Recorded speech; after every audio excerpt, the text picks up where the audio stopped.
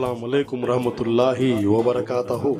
मोअज़्ज़िज़ नाज़रीन, आज की छोटी बात यह है कि माशाअल्लाह एक शहंशाह ने दौलत का सहारा लेकर हम गरीबों की मोहब्बत का उड़ाया है मजाक।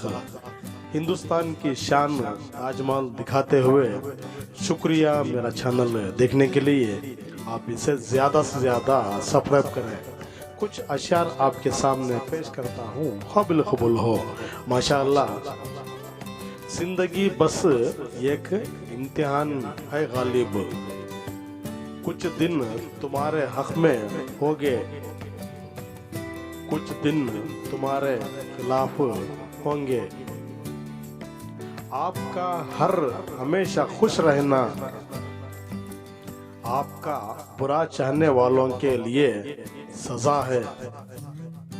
अच्छा बनकर भी देखा, अच्छा बनकर भी देखा, लोग बुरा ही कहते हैं, लोग बुरा ही कहते हैं। दिल में बुराई रखने से बेहतर है कि नाराजगी जाहिर कर दो यारो। ना समझ पाओगे कभी मिजाज हमारा, हम खुशियाँ बांटते हैं गम खरीद कर। शुक्रिया, कल फिर मिलेंगे कुछ नए पुराने तारीख़ी मकामात या अशर के साथ। तब तक के लिए अलविदा, अल्लाह हाफिज़, अस्सलामु अलैकुम रहमतुल्लाहि व बरकातहू।